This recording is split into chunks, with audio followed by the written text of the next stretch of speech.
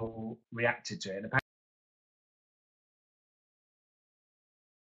these computers and taught themselves English. There's some dispute about it. Anyway, in his talk, he suggested that what we needed, essentially, for learning, were good questions and essentially the internet.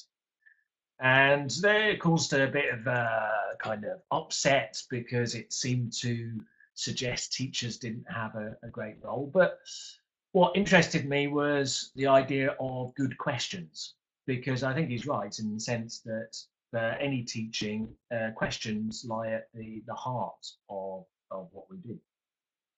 So basically what we're going to look at is essentially what are the kind of principles underlying the questions we ask, and can we get better at asking and answering them, maybe at the appropriate time and for the purpose we want to achieve. So just to begin this, I'll give you 1 minute. You can write it down on a piece of paper. Just think about it yourselves. You can put it in the chat box if you like. What reasons, what purposes do we ask questions in the classroom? Okay, off you go. Give you a couple of minutes or so just to think about it. There we go. Nicky Brick for concept checking. To elicit info, check understanding, track attention, make them think, warm up, get information. Wow, lots of great ideas there. Brainstorming, age students, CQs, excellent. Okay, right, we'll stop there. These are the ideas I came up with. You can see most of them kind of fit into your ideas, I think. So the instruction checking, etc. Where lots of you put kind of things like brainstorming is an interesting one. I would include that under elicitation, and maybe a lot of these kind of warmers and stuff like this I would put under either chat or speaking fluency, those kinds of things. When I say input, I mean the questions we actually ask. We teach to students, and student questions are the questions students ask us. Okay, so there has actually been a kind of debate about these ideas, what questions are, what makes a good question. And it goes back to many years, back into the late 70s, really. And one of the suggestions, the divisions which were made, were an idea of what called display questions and referential questions. So display questions are basically, what's the past of go, went, well done, and it's basically the teacher knows the answer. They ask the question, the students respond, and then the teacher says, well done, or you're a bad boy, or whatever. The referential questions are the ones which are genuine, okay? Things which where the teacher doesn't know the answer. So if we look at our list again, what would you say are genuine questions, referential questions? Which ones are display questions? Which ones do we know the answers to? Again, just give you 30 seconds to think about it.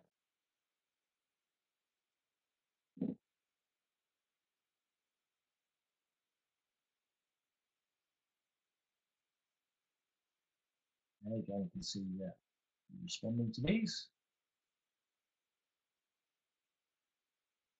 First for our display. Student questions, practice speaking. Okay, well, that all works marvelous. I did my question elicitation and response thing here. Well done. Seemed to have them right. So whoever answered the first four are display. Look at that. So excellent. Top of the class for you. Yeah, there's a bit of a grey area which is what we're going to look at in a bit. But essentially, that's how we're going to divide them. Now, why? What is the difference between these, and what are they good or bad? Well, there's kind of two people I've picked out from the kind of debates. Actually, talk about the second one first, which is Michael Long. He developed was a big influence in task-based learning, and his idea is basically that students talk to each other and learning takes place when there's a communication breakdown, or well, either between the students or between the teacher and the students. And one of his ideas was that if students are going to acquire language from real, basically acquire language rather than us teaching it directly, um, they need to hear real questions and to have this experience of real questions. And this, breakdown in communication won't happen if they don't have that. And he did some research and basically found that display questions were much more common in the classroom. And sometimes when they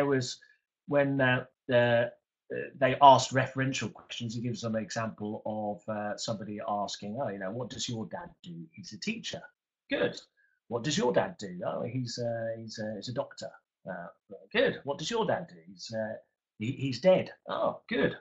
And so the response was taken. I don't know if it's a true story or not, but the response became a kind of, rather than a real response, it was a response to whether it was correct grammatically or not.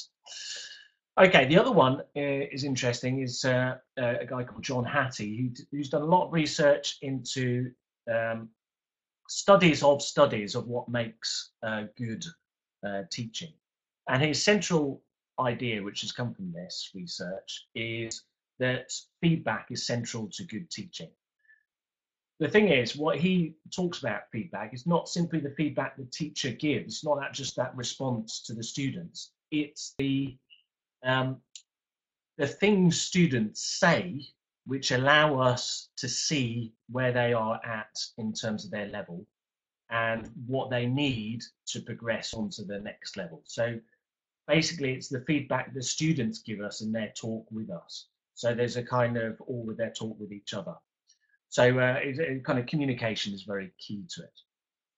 So what we're going to look at now is one of these, how display questions, particularly I noticed several people put concept checking questions as part of the ones earlier, how these kind of work and whether they are good questions or not.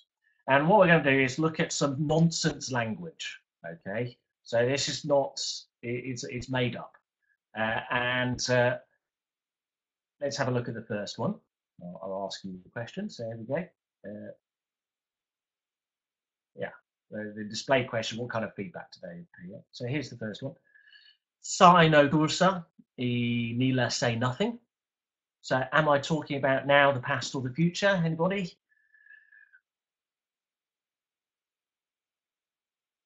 Not sure. Now, past, now. Yes, in fact, it's future, because Sa no kursa, I nilla say nothing. Ah, there you go. Is that clear now? Maybe not. So this is part of the problem.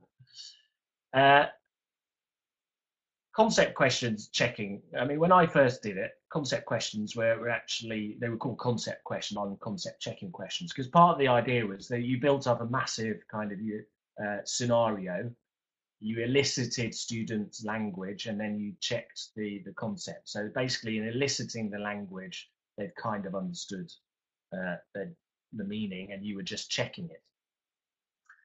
And that's the key thing. They need a full context.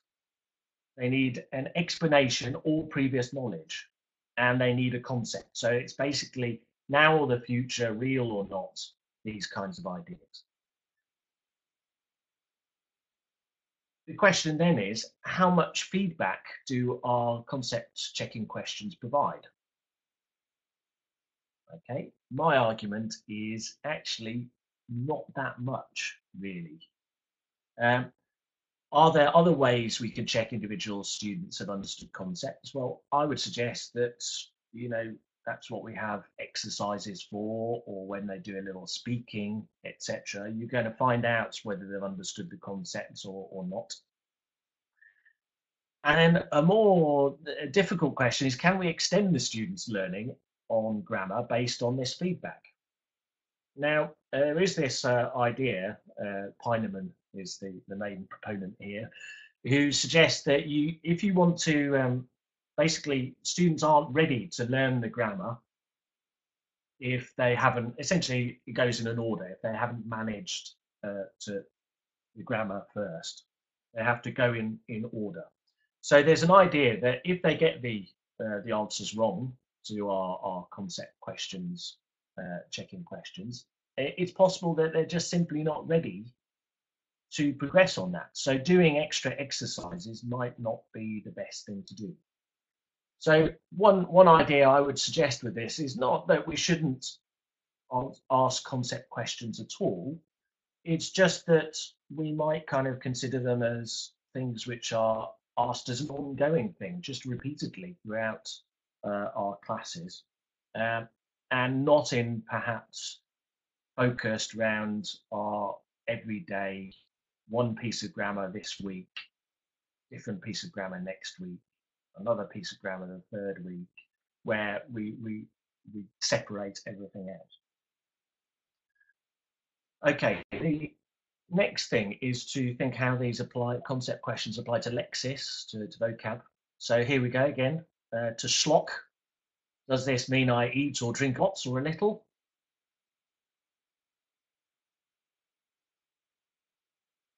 The answer is a lot in this case. Does it mean I do it in a short time? In this case, it means it does. It's a short time. But does this actually give us an understanding of the meaning to schlock? A little bit, but it's still, we might not know, does this mean to binge, to stuff ourselves, or various other possible words? Maybe it could help if we give them a little bit more information. So I was driving too quickly, a policeman stopped me, I had to trad a crat. So did I give the policeman money? Again, maybe, we're not sure. It's a bit unclear. Perhaps we need a fuller example. So I was driving too quickly, a policeman stopped me, I had to trad a crat of €80. So here, the extra information probably helps us give, at least answer the first one. Does this mean I gave the policeman money? Maybe. Why did I give him the money? Presumably because I was driving too quickly. Does the policeman keep the money or the government? Now, these were actual questions I found off a website to concept check this phrase. And the phrase actually means to have pay a fine. But in fact, the answer to the questions could still actually be the same as to pay a bribe, because it's possible that in some countries you pay the policeman directly. I don't know. So it's not still not quite getting to the full meaning of the word. Here's a slightly different way of thinking about it. Okay, so go hosky means to go on strike. So if you go hosky, are you happy or unhappy about your job? Do you go to work? Is it a holiday? Do you get paid? Do you want something about it? Okay, well, he's answering the questions all perfectly correctly. How do you feel about these questions, though?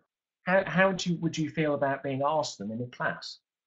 My personal feeling is sometimes students find it a bit odd. If in this situation, as it is in this situation, we've given the meaning. So, I understand it's going on strike, is go hosky. So why are you asking, do I go to work or not? It seems a bit of a bizarre thing to ask. And again, the question we need to ask is, how much feedback does this provide? Can we extend students' knowledge based on this feedback? My answer to both of those is the first one, feedback, very limited. And, well, we can just give them the further meaning again. Okay, so here are some alternative ways of checking meaning. Okay, let's have a look at these ones. Again, you might ask, have you ever gone hosky? The answer's there. No, no, no, yes, no, no, no, no, no. Okay. Who's hosky now? No, nobody, not me. sure. Strike. Okay. Okay, now think about this one. Why might people go hosky? Why might people go hosky? Maybe more pay, not satisfied, to express anger, defend their rights, no good salaries, get their money, so they want something, because they're unhappy with their work, to mislead others. That's interesting. Okay, all right. What do you have to do to hosky? How does it end? So, what was the process to do a hosky? Uh, any thoughts? Protest, no justice. You give different compromise with your boss. Find a compromise, hopefully in a positive way. Hard time. Someone has to compromise. Talk to the manager. Unite. Different. Sometimes bad. Yes, it does indeed end badly sometimes. Etc. Okay. Now, hopefully, what you notice there is these two questions produced a lot more interaction, a lot more language. Now, obviously, you're all fluent speakers, so you knew all the language there to answer these questions. But for our students, they may know some of it, but not all. And basically, what we're offering it's providing us feedback with how much they know about the word hosky, how much beyond the simple meaning.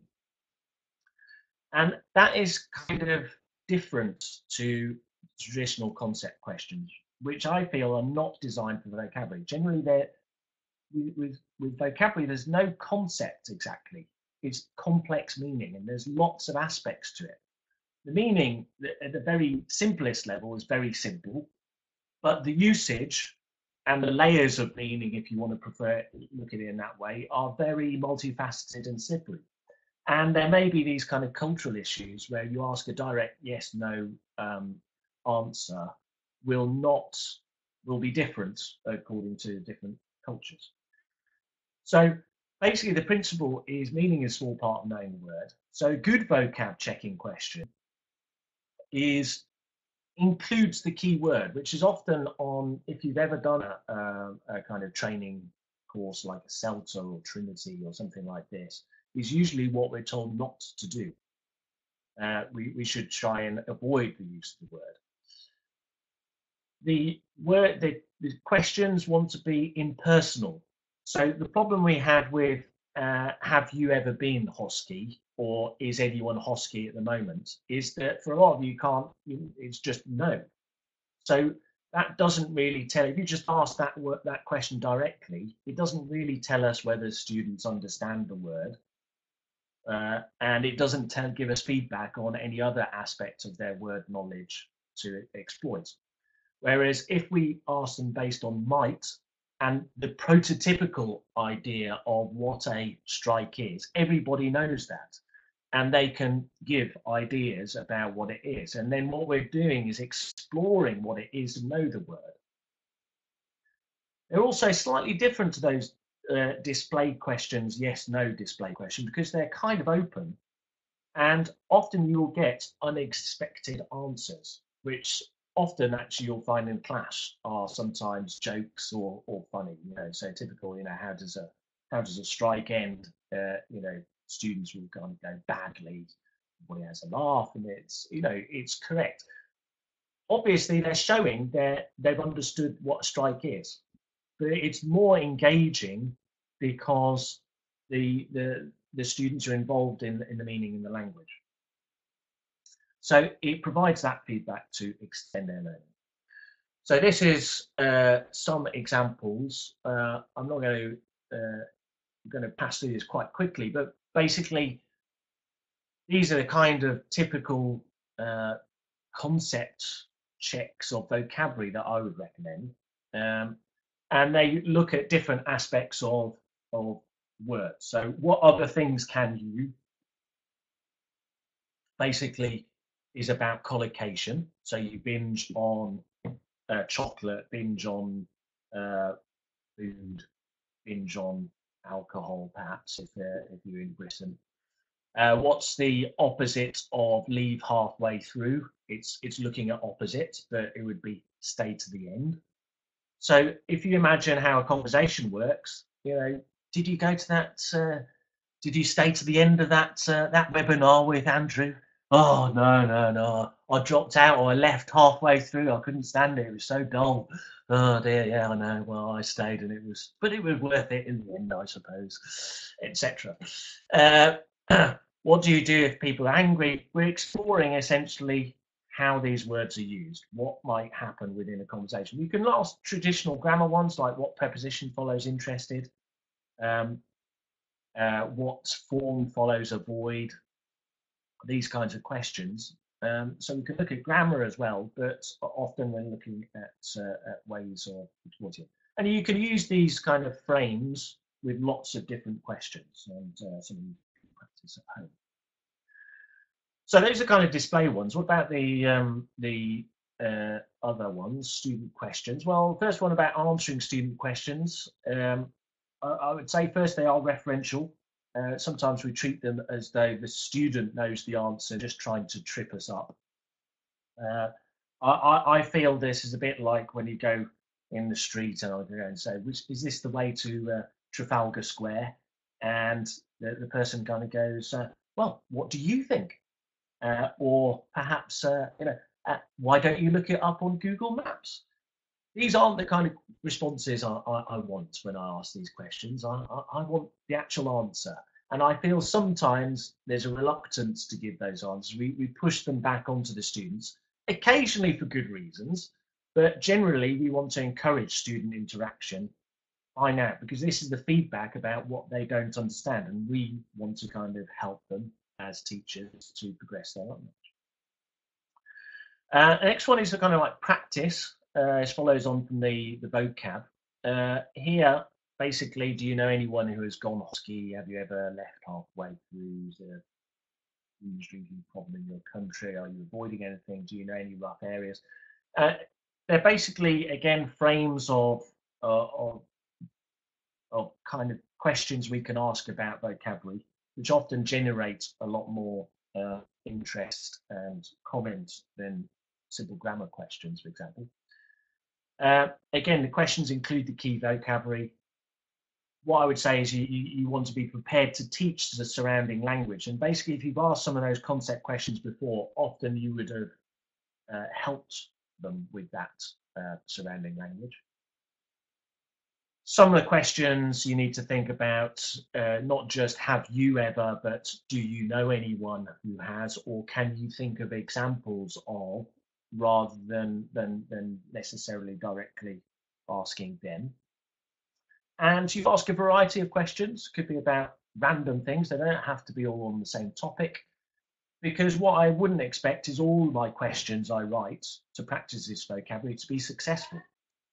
They will know some answer, they will have experience of some and not of others. And for me, that's fine. I think basically what we're looking for is just to do some practice and get them to put to use some of the vocabulary we taught them.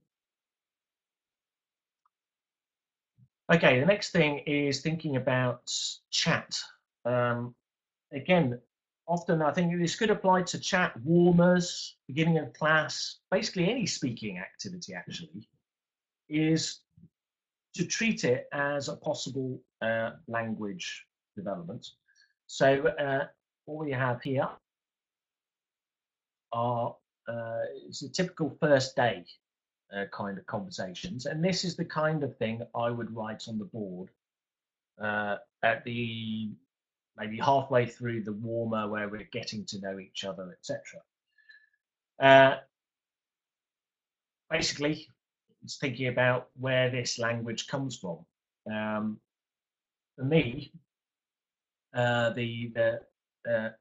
what would happen there? This could all come from like a pre-intermediate class. It's not to do with level in a way. So this came out, for example, the students were trying to ask, "How do you do?"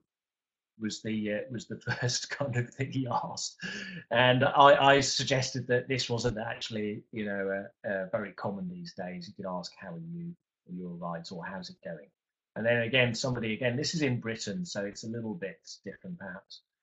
Somebody said, thank you. And I just pointed out that we often say cheers instead. So it's just feeding in some little extra language. They know this, thank you, but do they know something which will take them a little bit further along their language learning? This one, whereabouts, obviously came from where are you from? And again, I noticed there's a little thing about to do with correcting. Perhaps you don't want to correct the chat, but for me, I think that's why the students come to class. And what these kind of is basically extending what they're able to chat about. So often what happens is the student will say, where are you from? They answer Spain or London, whatever. And that's where, because that's kind of what they've learned so far, that's where it ends. So all we're teaching here is how to extend it a bit by asking whereabouts or what part, if you prefer something less colloquial. The student said came from a very small town, so these gaps I would kind of know, you won't know. So somebody said this, they said, oh, you won't know it because why impossible for you to know where I live? Because it's and then I elicit, usually the students might say very small or village, and I would say, yeah, it's tiny, and I would kind of extend what they're trying to do. And again, you can vary it depending. I mean, if the students don't know very small, I would teach very small. They didn't know, they were trying to say village, maybe would say it's a village. And we do the similar kind of things with these ones. And what we're looking at, how long have you been doing that? These may be drawing out grammar which they haven't yet done officially in the book, but is what they often want to be saying. And all I would do is just I would teach the phrase, how long have you been doing that? The answers are very simple, and I might concept check it quickly. Yeah, so how long have you been doing that? It's about, or I'd explain it. So it's about the past to now. So when we want to talk about length of time. Okay,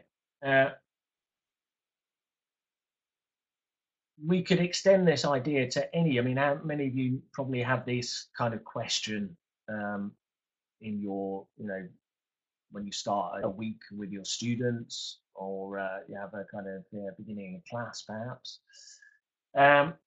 What are the possibilities of language which could come out of this question? We will tend to think of it just in terms of grammar, past simples, yeah. But perhaps if we encourage the students to further the conversation, maybe by teaching them the extra questions to ask, it will lead to more language appearing in the class and pushing what they know. So, if the student replies, I went shopping, the typical way we might continue the conversation, and perhaps one of the very few ways is, oh, did you get anything nice? Maybe where did you go? And that's going to bring out perhaps typically language for clothes, maybe other things, and possibly, they're wearing, is that the new jacket? Oh yeah, it really suits you. It could be kind of language which we could kind of complimenting people. I went to see my grand sister last year. Oh, right. Where does she live? How old is she? Do you see her often? Do you have any other brothers or sisters? There could be, again, quite a lot of questions and vocabulary which come out of that. I was in bed all weekend. Oh no, that's terrible. Sympathy. What was the problem? Okay, and then maybe kind of illness vocabulary comes out of it. In the instant, we might keep it as quite narrow, but we could even just get the students, all the students, to practice a similar kind of conversation. So you feed in, maybe you provide the extra questions in your chat with the students. Maybe you're writing it up on the board, some of the questions, and then the students kind of act out the conversation for themselves in a quick pair work.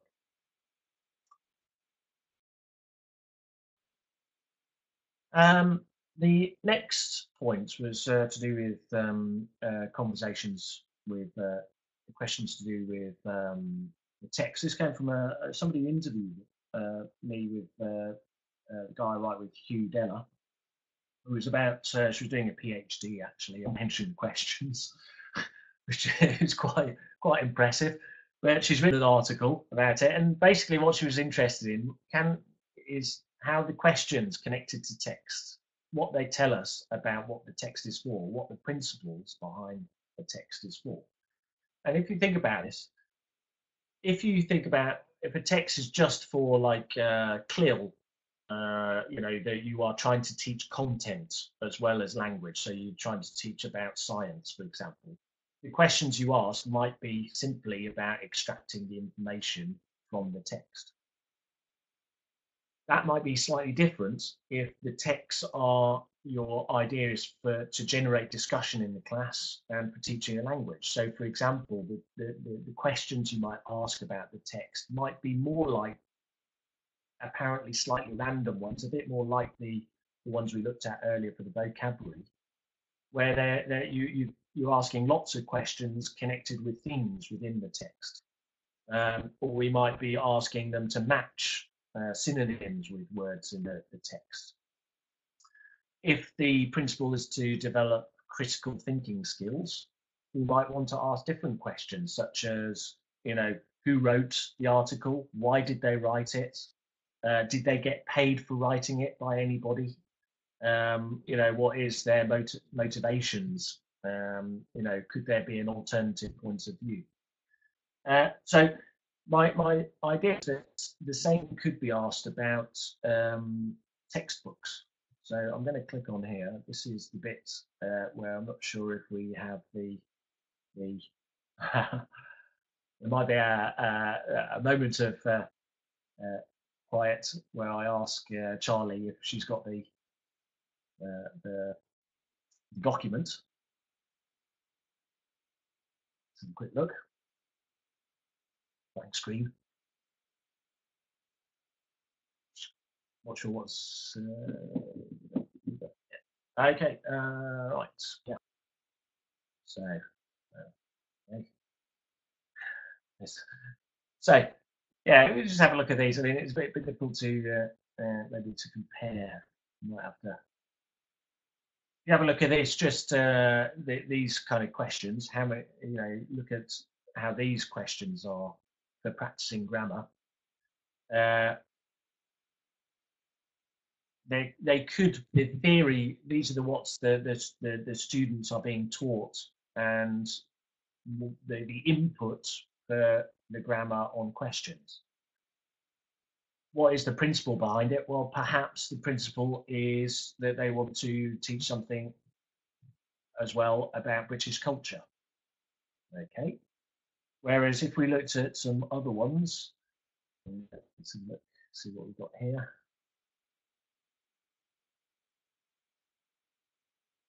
Might have to abandon this one. We could ask equally to teach questions, for example. We could equally teach things like, are you okay? You look a bit stressed. This is slightly different grammar points. Are you all right? You look as if you've seen a thing. Is Judy okay? She sounded a bit disappointed. Is Mike all right? So basically, here in this case, we're teaching look like, look as if, but within a context of how the students might use it. Whereas in another way you might teach is simply comparing what does he look like, what's he like, what does he like. Perhaps it's not exactly, it's looking at a different way of grammar. I think we're going to leave this one, go back to the PowerPoint, because it's a bit too difficult to compare on the blackboard like this. My point would be that basically look at what are the questions which are you're teaching your students.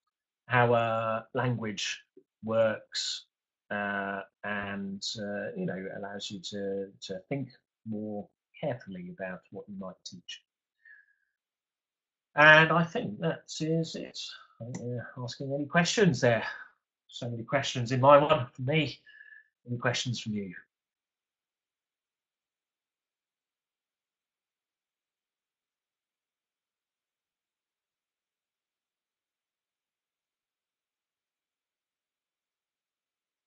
So, yeah, no, so thank yous. That's nice. Uh, any questions there?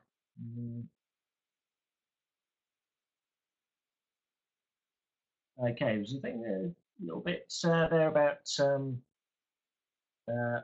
I ever get tired of asking questions? Um, I'll take that one first. That's a great question. The answer is no. Um, I think, well, partly because, um, I mean, I might get tired of it if I was asking the same question all the time, which is part of the problem with the concept questions, I think, as well. That if you're just restricted to those, it becomes a bit kind of routine. Whereas basically when I come to do any planning, when I look at a piece, any kind of material, my first thought is, what questions am I going to ask about this vocabulary? Or, it's generally the vocabulary and obviously the grammar as well sometimes. And often new things come out, and it generates kind of new interest all the time. And then obviously, if you're asking genuine questions all the time to students, they come up with some fascinating and new stuff. I mean, it's a great job to have, to be professionally nosy. Do students ever ask real questions? I presume you mean to me. I usually start when I ever start a class off, and that's my first task is to let them to ask. I mean, it's a check of grammar. I give them some grammar question words or auxiliaries to ask questions, and then they go around the class and ask me questions, and I answer. So that's the starting point. And then generally, I try to encourage. Yeah, sometimes they'll ask me my opinion or whatever, and certainly between each other, they would ask stuff. There was another question, I think, which was about teacher-centered, student-centered. My is an important kind of thing to think about. My feeling is, if the question, especially if the questions have come from the students, that is a student. Even if the teacher may spend some time talking and replying to the question, but that is a student-centered class. It's the students who have come out of it. The kinds of questions that the teacher is asking and answering in terms of those more open display questions, I would say are also student-centered, because it's engaging the students and you are seeing what they know and what they don't know. So you are providing them the language. It's providing the language which they want, in a sense, they need.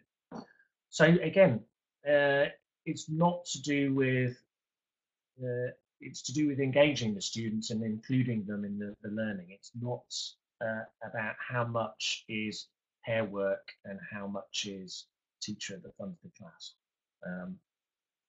Obviously, we do want a good amount of pair work as well, because they need to practice on their own to get the amount of time they need. But I think I hope you understand what I mean.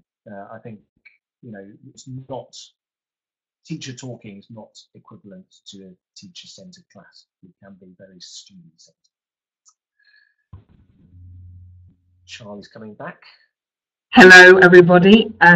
Just to say thank you very much. We're a bit tight on time, so we might kind of stop the questions, questions to an end now. But I wanted to thank you very much, Andrew, for getting us all thinking and for asking questions about questions, which often we don't. And I think that's really vital. We do. So thank you very much to Andrew. Like I mentioned at the beginning, all the recordings of these will be put on YouTube afterwards. So if you do have the chance to watch it again and just think a little bit more deeply about it, then you can do so afterwards. If anyone wants to send me their questions, I think my email is on there. They can always. It's on my one. I don't know if anybody else has it. That one? But maybe I can pass it on to you. Yeah. Oh, there we go. There we go. Andrew at Lex. Yeah. That's the one. If anybody wants to send us questions, I'm welcome to hear them. And so you can also check us out. We've got a website, Lexical Lab, where you might find some further information about the kind of things I was talking about. Brilliant. Well, thank you very much, Andrew. We will leave you now, and I'm going to turn off your audio and video to make way for our next presenter. But many thanks to Andrew from us all here. Thanks for joining. Bye-bye. Bye.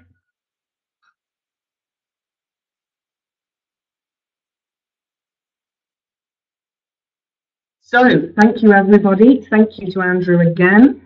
And next we have John Hughes, who is going to be talking about thinking inside